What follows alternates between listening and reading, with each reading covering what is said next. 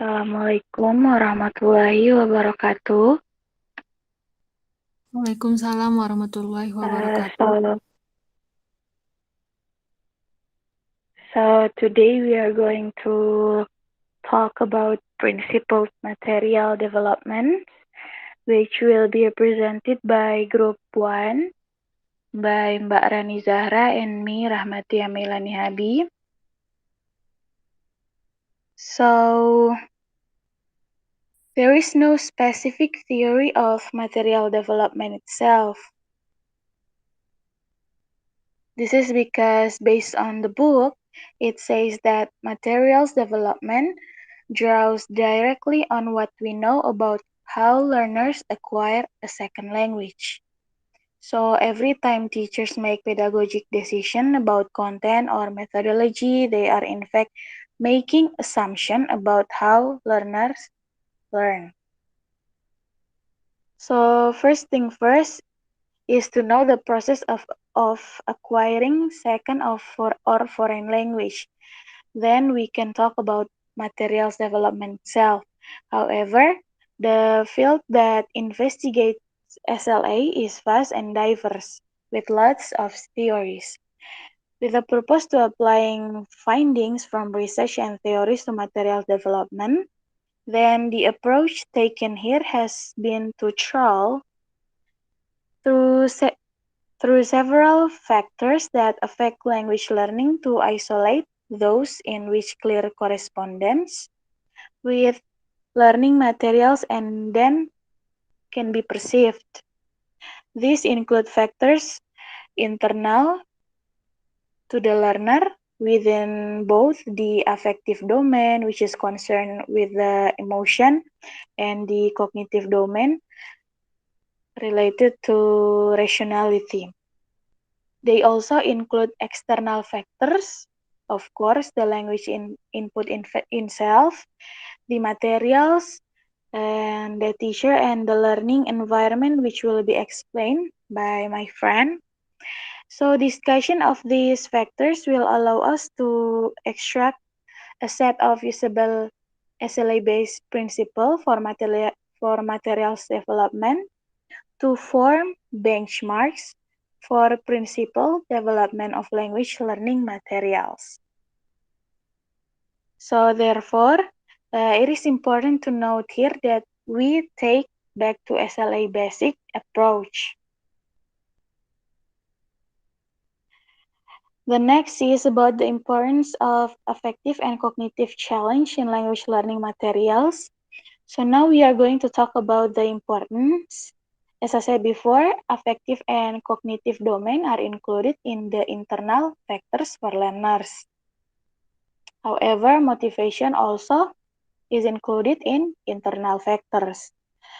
The first one is motivation itself is considered as the strongest predictor of learning success. Given motivation, it is inevitable that a human being will learn a second language if they are exposed to the language data and consider how we can design language learning materials which stimulate aspects of motivation. So motivation is a multifaceted construct conceived as a spectrum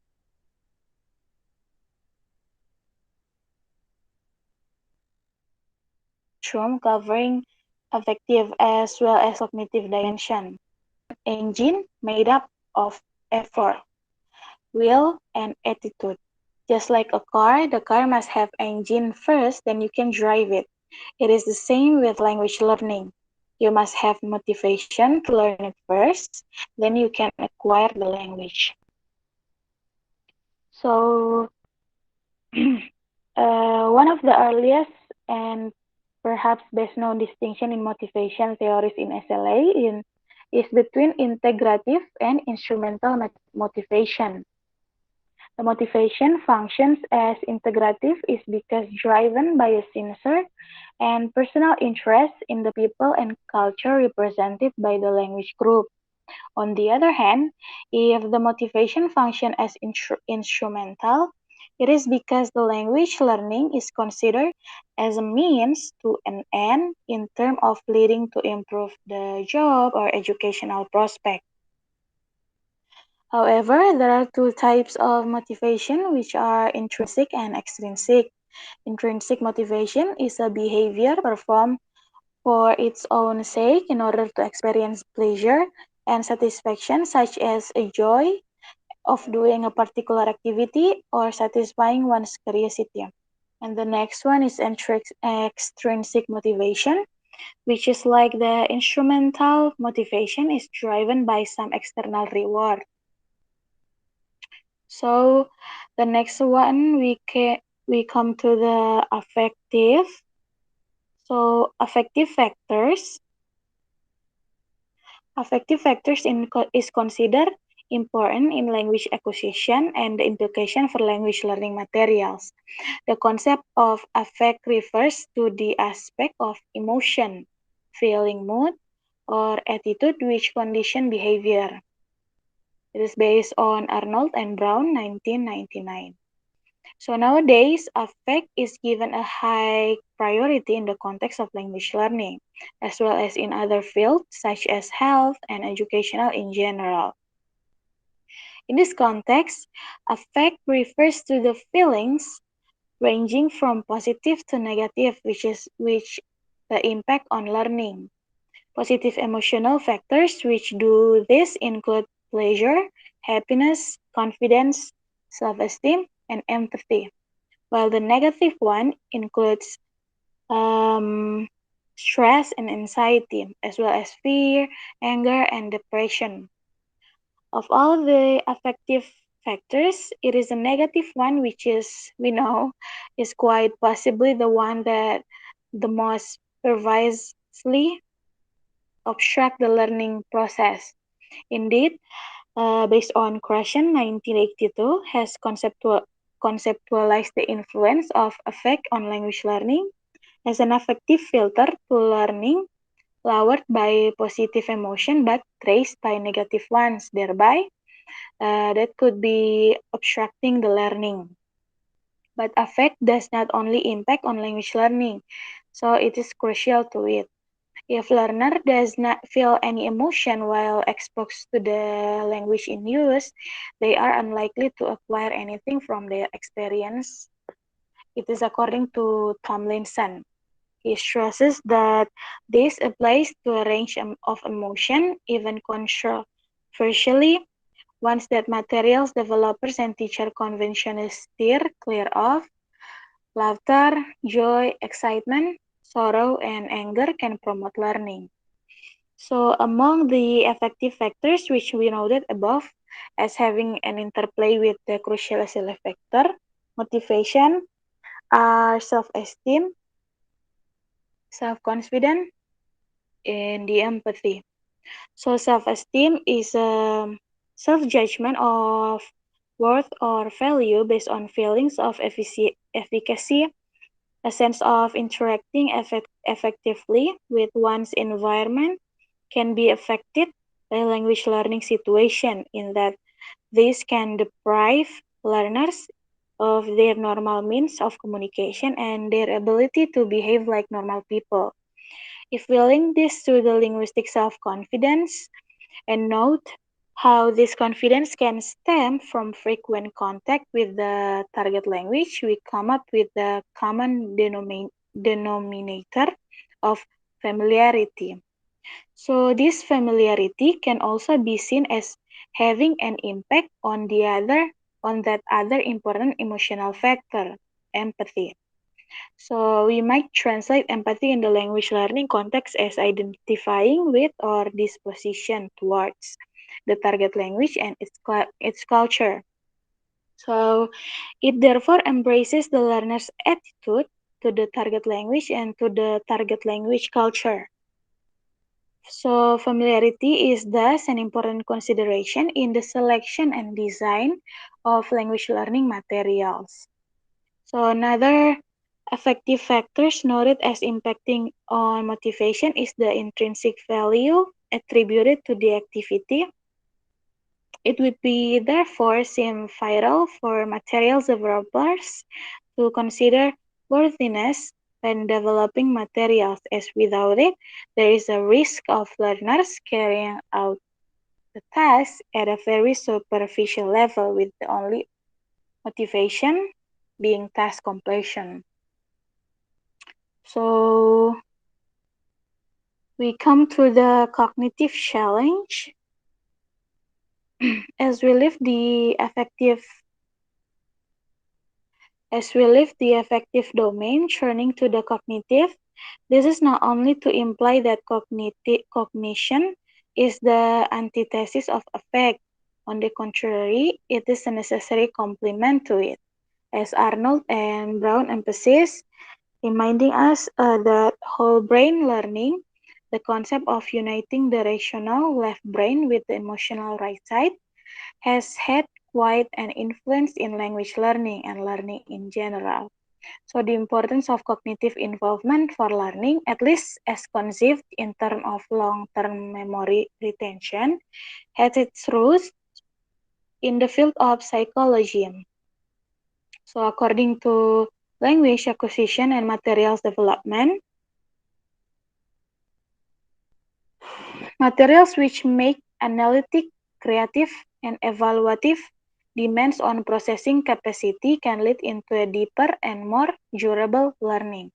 This involvement helps maximize learning potential by activating the focus, the conscious and unconscious cognitive process of inquiry that help discover and assimilate patterns and rules of linguistic behavior. The essential characteristics of such material is that they are intellectually demanding. Put simply, this amounts to the equation: meaningful material is learned faster and remember better than information that is less meaningful. So, despite their very limited proficiency in the language, students need the challenge and stimulation of addressing themes and topics that have adult appeal. Challenge is all the more challenge is all the more important to children because they are still developing cognitively. This requires teachers to fill their developmental needs all together with teaching them the target language. I think that's all from me. And the next one, which is about input and output in language learning materials, would be explained by my group mate, Barani. The time is yours. Thank you, Matia, for giving me the time. Now it's my turn to explain you about input and output in language learning materials. So input is unquestionably the vital ingredient for language learning. The amount and degree of challenge are subjects of continued and prolific research in the SLA field with direct implication for materials development. Input may be viewed as all the exposure to the target language that is around us. Input can be defined as the language data which the learner is exposed to. Example, learning and listening and reading. It's important to second language development because without it, there can be no output. In short, this means if you don't hear or see the language, then you cannot learn the language. To prove this, I want you to try this very simple experiment. Think of a language you never heard or seen. For me, it might be Hindi, for example. Now try and speak the language. Of course, you cannot because it's impossible.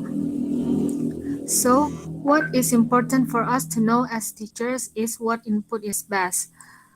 Well, let's assume you are all professional and you have already considered your students' needs, interest, context of your language lesson, and the best type of input is said to be input at a level slightly higher than students' current level. but still for the most part be comprehensible. This is what Dr. Stephen Krashen calls comprehensible input. As teachers, we need to rely on common sense and monitor our students' reaction. If it seems like the input is too hard, then take the steps to make it easier and keep in mind that this idea of comprehensible input being the best is not always true. Input might be comprehensible not due to language which is used because body language, context of the communication, and etc. This type of comprehension doesn't mean that any learning or acquisition has actually taken place. So, as teachers, we need to make sure our students are not just nodding along and they actually understand the input. To get the most out of input, it has been suggested that students need to notice or pay attention to linguistic features that make up the input. It is believed that the act of noticing may actually lead to intake. So, uh, so we have input, all the language that goes in regardless of whether it's understood or not.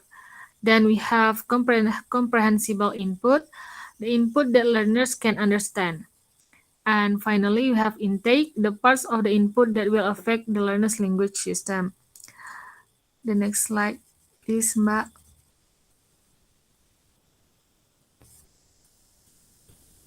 Thank you. Input, as we know, is dealing with language skills of listening and reading.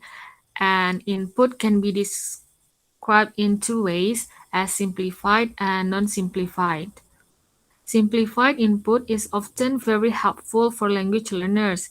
If we can simplify the forms, use more common vocabulary, learners are more likely to have comprehensible input then.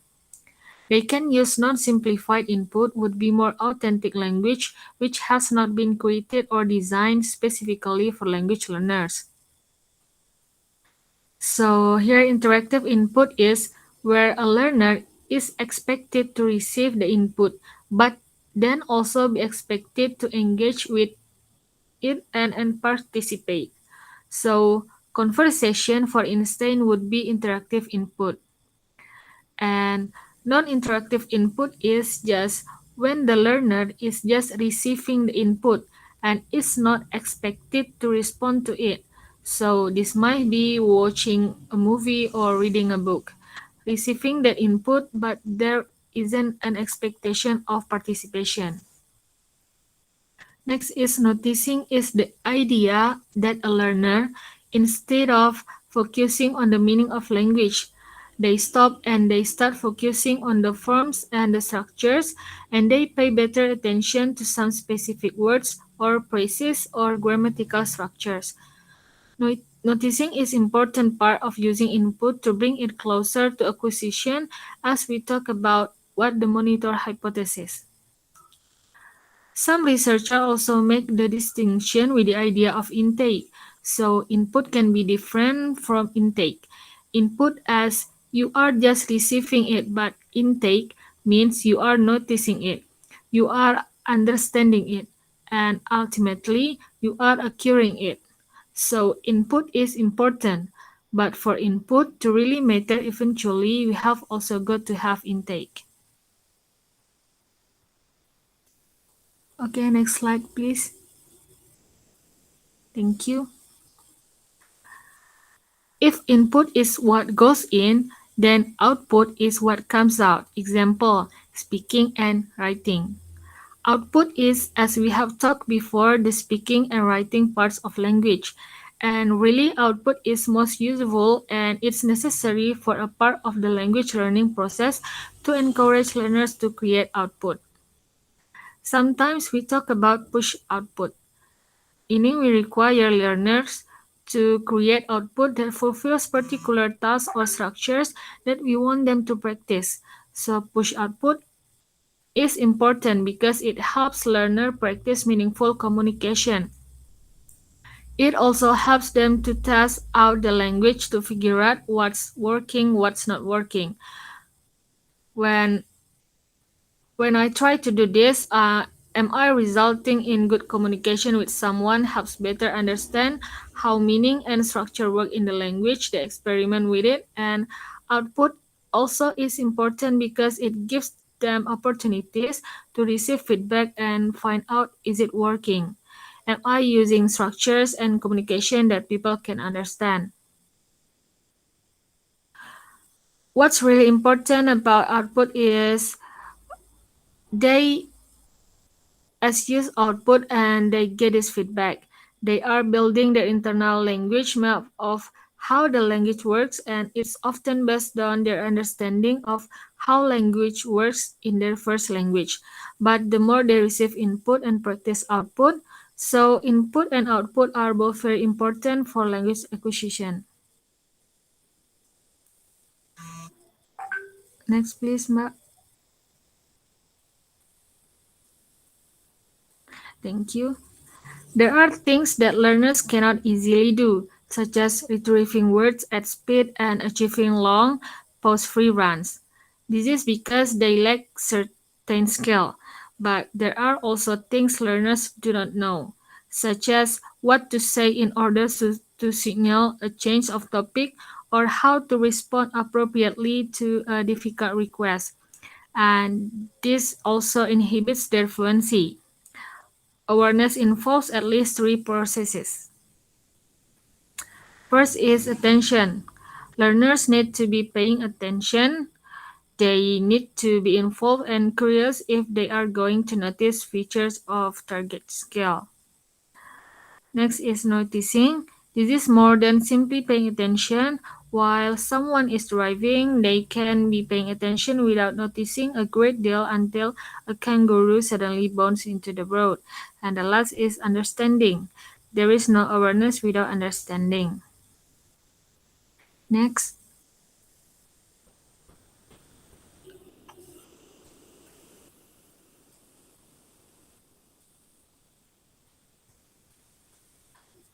So, awareness raising activities aim to make learners more aware of language and so improve their understanding, but do not involve learners in using the language themselves.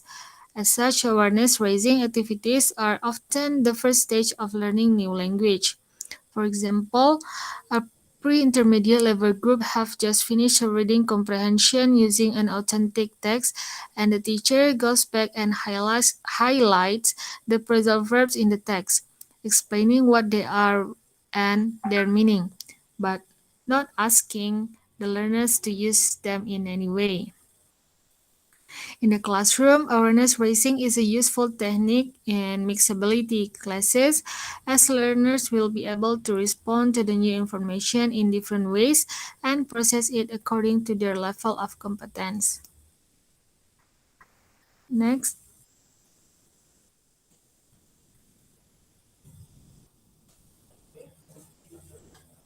So here, as you can see, imagine a student asking you the following question, and then how would you respond? Like, what did you do in New York? I know you do not like my boyfriend. I had a cup of tea at 8 o'clock. Someone's eaten my sandwich. I've been running. Source and source 2005, page 16. So in the task, there is a focus on vocabulary, syntax, phonology, morphology, text types, and etc., with an emphasis on making explicit what the native speaker knows implicitly. So, why is language awareness important for teaching? It's because to deal with problems that occur in language process and to reach higher levels of understanding and use of language. And interaction is essential to language acquisition. If we do not have interaction, we are not really acquiring that language. So we are just learning about it. Okay, that's all from my explanation. Back to moderator. Thank you, Mbak Tia. Okay, thank you, Mbak Rani, for the explanation. I think that's all from us related to our materials about principled materials development. And thank you so much. Assalamualaikum warahmatullahi wabarakatuh. Waalaikumsalam warahmatullahi wabarakatuh.